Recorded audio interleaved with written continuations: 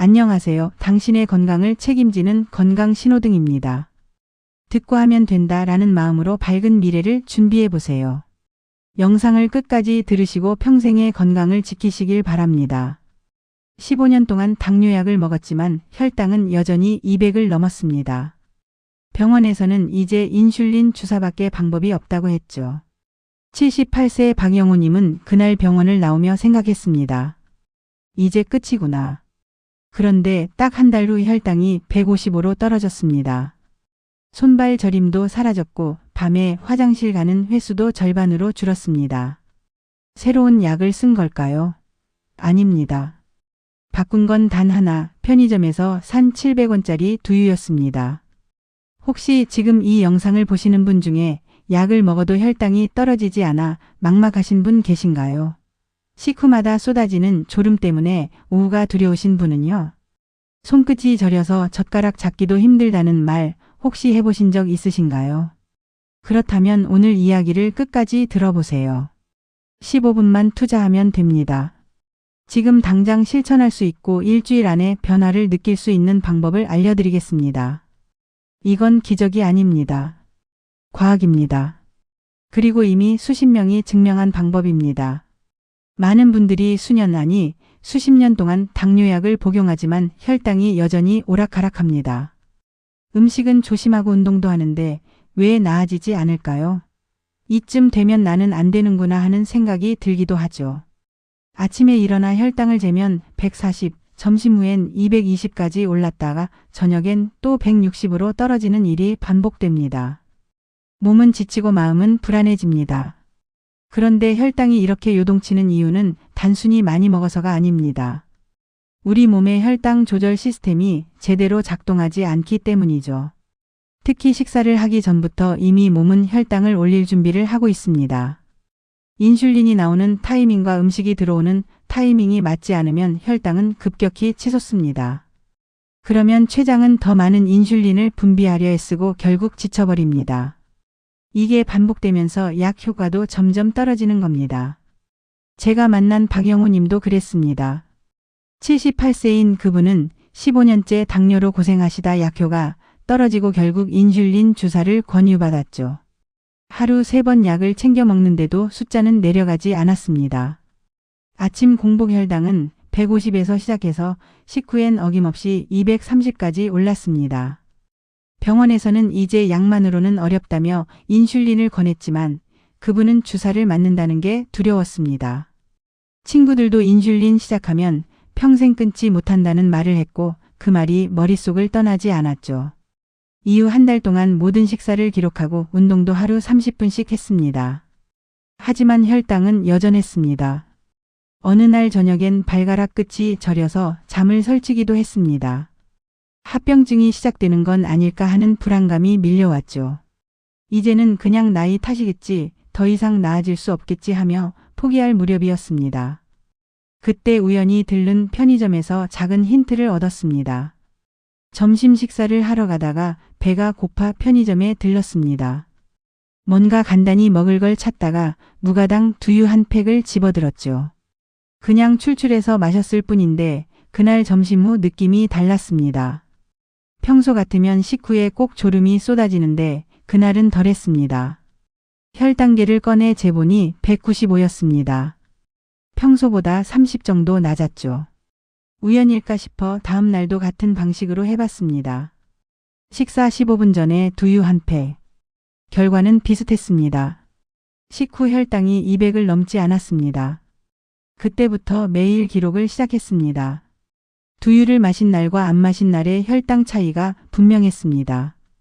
2주 후에는 아침 공복 혈당도 140 아래로 떨어지기 시작했죠. 한 달이 지나자 병원에서도 놀라워했습니다. 약을 바꾸지도 않았는데 수치가 안정된 거니까요.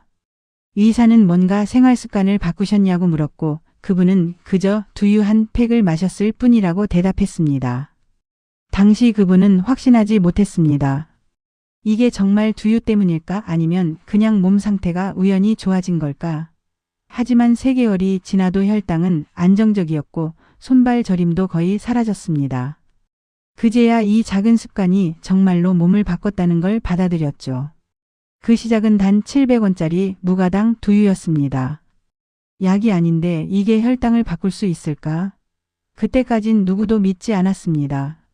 하지만 그분의 몸은 이미 답을 주고 있었습니다. 병원 진단에 좌절하지 말고 생활 속 작은 변화를 찾아보세요. 하루 한 끼 식사 전에 몸이 어떻게 반응하는지 관찰해 보는 것부터가 출발입니다. 혈당계를 꺼내 기록하는 것만으로도 패턴이 보이기 시작합니다. 방영호님의 변화 소식은 곧 주변으로 퍼져나갔습니다. 같은 아파트 단지에 사시는 김정자님도 그 이야기를 듣고 반신반의하며 시작했습니다. 74세인 그분은 식후 졸림과 피로 때문에 외출을 꺼렸습니다. 점심을 먹고 나면 온몸에 힘이 빠져 소파에 누워야만 했죠. 오후 내내 멍하니 있다가 저녁이 되어야 겨우 정신이 드는 날들이 반복됐습니다. 그러다 어느 날 방영호님을 만나 그 이야기를 듣고 혹시나 하는 마음에 시도해봤습니다. 식사 15분 전에 무가당 두유 한 팩을 천천히 마셨습니다. 처음엔 별 기대가 없었습니다. 그냥 이웃이 권하니까 해보는 거였죠. 점심은 평소처럼 현미밥반 공기에 나물 반찬 몇 가지를 먹었습니다. 그런데 이상하게 식후에 졸음이 덜 왔습니다. 평소 같으면 눈꺼풀이 무거워 견딜 수 없었는데 그날은 설거지를 하고도 여유가 있었습니다. 다음 날도 같은 방식으로 했습니다. 두유 한 팩을 먼저 마시고 15분 뒤 점심 식사를 했죠. 이틀째 되는 날 식후 혈당을 재보니 210이었습니다. 평소엔 250 가까이 올랐는데 말이죠. 혹시 혈당계가 고장난 건 아닐까 싶어 다시 재봤지만 결과는 같았습니다. 사흘째가 되었을 때 확신이 들었습니다. 이건 우연이 아니라 분명한 변화였습니다. 일주일이 지나자 더 놀라운 일이 생겼습니다. 오후에 산책을 나갈 수 있게 된 겁니다. 예전엔 식후 피로 때문에 꿈도 꾸지 못했던 일이었죠. 이제는 이 시쯤 되면 운동화를 신고 아파트 단지를 한 바퀴 돌았습니다. 가볍게 20분 정도 걷고 나면 몸도 가벼워지고 기분도 좋아졌습니다. 혈당을 재보면 180 아래로 떨어져 있었고요. 한 달 후에는 더 적극적으로 변화를 주기 시작했습니다. 두유에 삶은 달걀 1개를 추가했습니다. 방영호님이 달걀도 함께 먹으면 더 좋다고 권해서였죠. 처음엔 너무 배부르지 않을까 걱정했지만 의외로 적당했습니다. 두유와 달걀로 먼저 배를 채우니 식사량이 자연스럽게 줄었습니다. 밥을 반 공기도 다 못 먹을 때가 많았죠. 그런데 이상하게 허기지지 않았습니다. 오히려 몸이 더 가볍고 편안했습니다. 2개월이 지났을 때 병원에서 정기검진을 받았습니다. 당화혈색소 수치가 7.8에서 6.9로 떨어졌습니다. 의사는 약을 바꿨냐고 물었지만 약은 그대로였습니다. 다만 식사 전 두유와 달걀을 먹기 시작했다고 말하자 의사는 고개를 끄덕이며 그 방법이 효과가 있는 것 같다고 했습니다. 계속 유지하라는 당부도 덧붙였죠. 그분은 그때부터 이 습관을 3끼 모두에 적용했습니다. 아침, 점심, 저녁 식사 15분 전에 두유 한 팩과 삶은 달걀 1개. 처음엔 번거로웠지만 익숙해지니 오히려 식사 준비가 간단해졌습니다. 밥을 짓는 동안 달걀을 삶고 두유를 냉장고에서 꺼내 놓으면 됐으니까요. 3개월째 되었을 때 놀라운 일이 생겼습니다. 밤에 화장실 가는 횟수가 줄어든 겁니다. 예전엔 밤에 서너 번은 깼는데 이젠 한 번 정도만 깹니다. 덕분에 숙면을 취할 수 있게 됐고 아침에 일어나면 몸이 한결 가벼웠습니다. 김정자님은 이제 주변 사람들에게 이 방법을 권합니다. 처음엔 반신반의하던 사람들도 직접 해보고 나면 놀라워하죠. 이건 단순히 두유 효과가 아니라 몸의 리듬을 되찾은 결과였습니다. 식사 전에 단백질을 먼저 섭취하면 인슐린이 제때 나오고 혈당이 급격히 오르지 않습니다. 이 간단한 원리가 수십 년 동안 고생했던 혈당 문제를 해결해 준 겁니다. 무가당 두유인지 반드시 확인하세요. 당류 0g이 중요합니다. 당이 들어간 두유를 마시면 오히려 혈당이 더 올라갈 수 있으니까요. 식사 10분에서 15분 전에 천천히 한 팩을 마셔보세요. 급하게 마시면 속이 불편할 수 있으니 여유 있게 마시는 게 좋습니다. 그리고 혈당을 기록하세요. 변화가 눈에 보이면 동기부여가 됩니다. 여기서 궁금증이 생깁니다. 왜 하필 두유와 달걀일까요? 빵이나 우유는 안 될까요? 그 이유는 단백질과 지방의 조합 때문입니다. 두유에는 식물성 단백질이 풍부하고 달걀에는 양질의 단백질과 건강한 지방이 들어 있습니다. 이 조합이 우리 몸의 혈당 조절 시스템을 돕는 겁니다. 먼저 두유 속 단백질은 장에서 인크레틴 호르몬을 자극합니다. 인크레틴은 췌장에 신호를 보내 인슐린을 분비하게 합니다. 음식이 들어오기 전에 인슐린이 미리 준비되는 거죠. 그러면 실제 식사를 했을 때 혈당이 급격히 치솟지 않습니다. 또한 단백질은 소화되는 시간이 오래 걸려서 포만감을 오래 유지시킵니다. 덕분에 과식을 방지할 수 있죠. 달걀의 경우는 조금 다릅니다. 달걀에 들어있는 건강한 지방은 위 배출 속도를 늦춥니다. 음식이 천천히 소장으로 내려가면서 혈당 상승 속도도 완만해지는 겁니다. 급격한 혈당 스파이크가 생기지 않으니 인슐린도 과도하게 분비되지 않습니다. 이 원리는 의학적으로도 증명된 사실입니다. 식사 전 단백질 섭취가 식후 혈당을 낮춘다는 연구 결과가 여러 나라에서 발표됐죠. 이춘식님의 경우가 바로 이 원리를 보여줍니다. 80세인 그분은 식후마다 손발이 저려 잠을 못 이루셨습니다. 밤이면 발가락 끝이 찌릿찌릿하고 손끝도 감각이 무뎌지는 느낌이 들었죠. 병원에서는 말초신경병증 초기 증상이라며 혈당 관리를 더 철저히 하라고 했습니다. 하지만 약을 먹어도 혈당은 여전히 높았고 증상은 나아지지 않았습니다. 그러던 중 지인을 통해 두유와 달걀 이야기를 들었습니다. 처음엔 반신반의했지만 해볼 만한 가치는 있다고 생각했죠. 점심 한 끼부터 시작했습니다. 식사 15분 전에 무가당 두유 한 팩과 삶은 달걀 한 개를 먹었습니다. 첫날은 별다른 느낌이 없었지만 3일째부터 식후 혈당이 낮아지기 시작했습니다. 평소 220까지 올랐던 게 200 아래로 떨어졌죠. 일주일 후에는 손발 저림이 조금씩 줄어드는 게 느껴졌습니다. 밤에 잠들기 전 발끝이 찌릿한 느낌이 예전보다 덜했습니다. 2주째 되었을 때는 확실한 변화가 있었습니다. 밤에 깨지 않고 푹 잘 수 있게 된 겁니다. 한 달 후 병원에서 혈당을 재보니 식후 혈당이 190에서 155로 내려갔습니다. 당화 혈색소도 8.2에서 7.4로 떨어졌죠. 의사는 무슨 방법을 썼냐고 물었고 그분은 식전에 두유와 달걀을 먹었다고 답했습니다.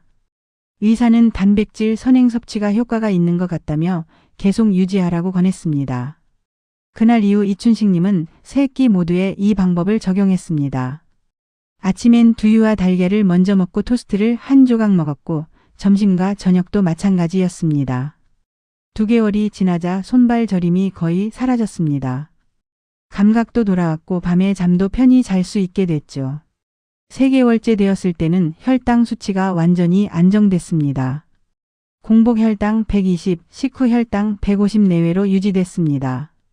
약은 그대로인데 몸이 달라진 겁니다. 이건 약이 아니라 음식인데 어떻게 이럴 수 있지? 그분의 말처럼 몸은 때로 단순한 원리로 반응합니다. 달걀은 완숙으로 삶아 먹으세요. 반숙이나 날달걀은 소화가 잘 안 될 수 있습니다. 소금은 최소화하는 게 좋습니다. 짜게 먹으면 혈압에도 안 좋으니까요. 두유는 하루 한 팩 약 190ml가 적당합니다. 너무 많이 마시면 배가 부를 수 있으니 한 팩 정도가 딱 좋습니다. 이제 이 방법을 어떻게 실천할지 구체적으로 알려드리겠습니다. 처음부터 3끼 다 하려 하면 실패하기 쉽습니다. 욕심내지 말고 한 끼부터 시작하세요. 첫 주엔 점심 한 끼만 실천해 보는 겁니다. 점심이 가장 하기 쉽습니다. 집에서 준비할 수 있고 시간 여유도 있으니까요. 식사 15분 전에 두유 한 팩을 천천히 마십니다. 한 모금씩 여유 있게 마시면 됩니다. 그리고 삶은 달걀 한 개를 먹습니다. 소금 없이 그냥 먹어도 되고 입맛에 맞게 살짝만 간을 해도 괜찮습니다. 이렇게 15분을 기다린 후 평소 식사를 그대로 하시면 됩니다. 밥의 양을 줄이거나 반찬을 바꿀 필요 없습니다. 그냥 평소처럼 드세요. 그러면 신기하게도 식사량이 자연스럽게 줄어듭니다. 두유와 달걀로 어느 정도 배가 차 있으니까요. 밥을 반 공기만 먹어도 충분히 배부르다는 느낌이 듭니다. 억지로 줄이는 게 아니라 몸이 알아서 조절하는 겁니다. 이게 이 방법의 핵심입니다. 의지로 버티는 게 아니라 몸의 신호를 따르는 거죠. 정혜순 님도 그렇게 시작했습니다. 76세인 그분은 혈당 관리가 잘 안 돼서 늘 스트레스였습니다. 식이 조절을 하려고 해도 배가 고파 참기 힘들었고 결국 과식하게 되는 악순환이 반복됐죠. 그러다 이 방법을 알게 됐고 점심 한 끼만 실천해 보기로 했습니다. 첫날은 어색했습니다. 밥 먹기 전에 뭘 먹는다는 게 이상하게 느껴졌죠. 하지만 두유를 마시고 달걀을 먹고 나니 배가 어느 정도 찼습니다. 15분 후 점심 식사를 했는데 평소보다 밥이 덜 들어갔습니다. 한 공기를 다 먹던 게 반 공기로 줄었습니다. 그런데 이상하게 허기지지 않았습니다. 2일째도 같은 방식으로 했습니다. 식전 15분에 두유와 달걀 그리고 평소 식사. 역시 식사량이 줄었지만 배고프지 않았습니다. 3일째 되는 날 혈당을 재보니 식후 수치가 210에서 185로 떨어졌습니다. 작은 변화였지만 분명한 차이였죠. 5일째부터는 식후 졸림이 확 줄었습니다. 평소 같으면 눈을 뜨고 있기 힘들었는데 그날은 설거지를 하고도 거실 청소를 할 여유가 있었습니다. 일주일이 지나자 자신감이 생겼습니다. 이 방법이 정말로 효과가 있다는 확신이 들었죠. 그래서 2주째부터는 아침 식사에도 적용했습니다. 아침에 일어나 공복 혈당을 재고 두유와 달걀을 먹고 15분 뒤 아침을 먹었습니다. 아침 식후 혈당도 낮아지기 시작했습니다. 3주째에는 저녁까지 확장했습니다. 이제 세 끼 모두 식전 15분에 두유와 달걀을 먹는 루틴이 완성된 겁니다. 한 달 후 병원에서 검사를 받았습니다. 당화혈색소가 7.6에서 6.8로 떨어졌습니다. 의사는 무엇을 했냐고 물었고 그분은 식전 단백질 섭취를 시작했다고 답했습니다. 의사는 그 방법이 효과적이라며 계속 유지하라고 했습니다. 약은 줄일 수 없지만 이 습관을 계속 유지하면 합병증 위험을 크게 줄일 수 있다고 덧붙였죠. 정혜순님은 이제 이 루틴이 생활의 일부가 됐습니다. 아침에 일어나면 냉장고에서 두유를 꺼내고 달걀을 삶는 게 하루의 시작입니다. 식사 준비를 하면서 자연스럽게 두유를 마시고 달걀을 먹습니다. 15분 기다리는 동안 간단히 스트레칭을 하거나 창밖을 바라보며 여유를 즐깁니다. 그리고 식사를 합니다. 이제는 억지로 참는 게 아니라 몸이 알아서 적당량을 먹게 됩니다. 꾸준함이 답입니다. 한 번의 실험이 아니라 습관이 되어야 변화가 지속됩니다. 첫 주엔 한 끼만 하세요. 익숙해지면 둘째 주부터 2끼로 늘리고 셋째 주부터 3끼로 확장하세요. 급하게 모든 걸 바꾸려 하지 마세요. 천천히 하지만 꾸준히 하는 게 중요합니다. 식사 후에는 10분 정도 가볍게 걸으면 더 좋습니다. 걷기는 혈당을 낮추는 가장 쉽고 효과적인 방법이니까요. 놀랍게도 이런 변화를 겪은 분들이 점점 늘고 있습니다. 김용대님은 81세로 밤중에 화장실 가는 횟수가 줄어들어 삶의 질이 크게 좋아졌다고 합니다. 예전엔 밤에 서너 번씩 깨서 화장실을 갔습니다. 그러다 보니 숙면을 취할 수가 없었죠. 아침에 일어나면 온몸이 무겁고 피곤했습니다. 낮에도 졸음이 쏟아져 일상생활이 힘들었습니다. 그러던 중 이웃에게서 두유와 달걀 이야기를 듣고 시작했습니다. 처음엔 화장실 문제와 무슨 상관인가 싶었지만 혈당이 높으면 소변량이 늘어난다는 말에 혹시나 하고 시도했죠. 식사 15분 전에 무가당 두유와 삶은 달걀을 먹기 시작했습니다. 일주일이 지나자 밤에 화장실 가는 횟수가 3번에서 2번으로 줄었습니다. 2주째에는 1번으로 줄었고 한 달 후에는 아예 밤새 한 번도 깨지 않는 날이 생겼습니다. 혈당을 재보니 식후 혈당이 230에서 170으로 떨어져 있었습니다. 공복 혈당도 160에서 130으로 낮아졌죠. 혈당이 안정되니 몸의 여러 증상이 함께 개선된 겁니다.